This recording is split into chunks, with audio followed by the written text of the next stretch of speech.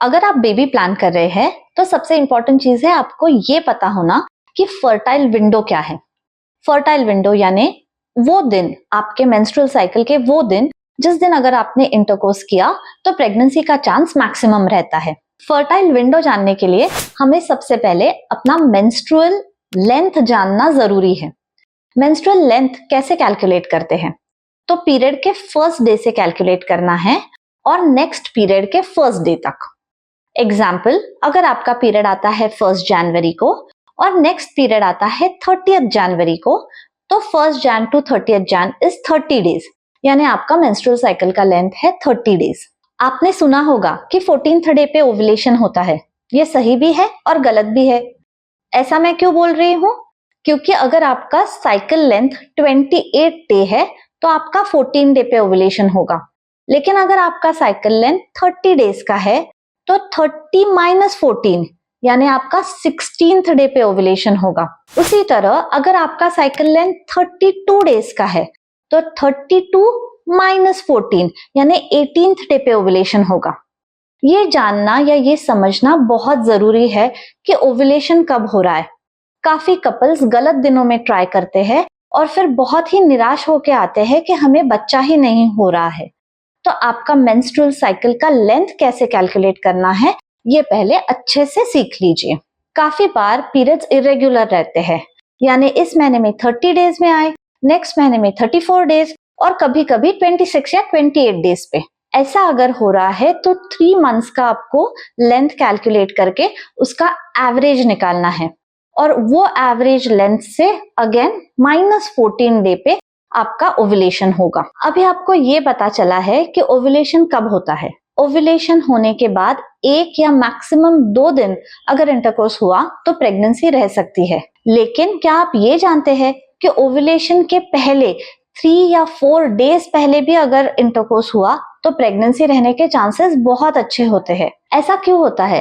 क्योंकि sperms female body में up to 5 days तक फर्टिलाइज कर सकते हैं एग को, लेकिन एग रिलीज होने के बाद 12 to 24 आवर्स में एग डिस्ट्रॉय हो जाता है। इसीलिए ओव्यूलेशन का डे ये लास्ट डे होता है प्रेगनेंसी रहने के चांस के लिए। लेकिन काफी लोग ओव्यूलेशन के डे से इंटरकोर्स चालू करते हैं और ऑब्वियसली फिर प्रेगनेंसी नहीं रहती है। इसीलिए आपके ओव्यूलेशन के 4 डेज पहले और 2 दिन बाद तक आपको इंटरकोर्स करना है या संबंध रखना है। अभी ये सवाल भी काफी बार आता है कि क्या डेली इंटरकोर्स करना है या ऑल्टरनेट डे करना है। वैसे तो ओव्यूलेशन के डे पे या उसके पहले दिन अगर आपने किया तो बेटर है, लेकिन अगर डेली पॉसिबल नहीं है तो alternate day is good enough. उसमें भी स्पर्म का concentration in the uterus enough होता है कि प्रेगनेंसी रह सके। कुछ इंपॉर्टेंट क्वेश्चंस जो काफी बार पूछे जाते हैं, इंटरकोर्स के बाद कितने देर तक लाई डाउन करना है, सो के रहना है। तो ऐसा कुछ जरूरी नहीं होता है, फिर भी 5 to 10 मिनट्स अगर आप लाई डाउन करते हैं तो इनफ है। क्या आप वॉशरूम यूज कर सकते हैं? बिल्कुल, आप immediately after intercourse within 5 to 10 minutes भी you can go and pee, there is no problem at all. क्या हम वॉश कर सकते हैं? Yes, you can even wash yourself, उससे भी कोई प्रॉब्लम नहीं होता है।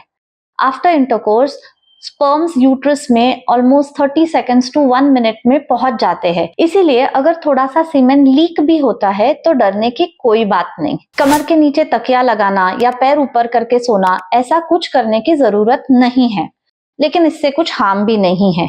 लेकिन कोई भी डॉक्टर आपको ये सलाह नहीं देगा। अभी हमने फर्टाइल विंडो आपके मेंस्ट्रुअल साइकिल के लेंथ से कैलकुलेट किया, लेकिन इसमें हमें ओव्यूलेशन का श्योरिटी नहीं रहता है।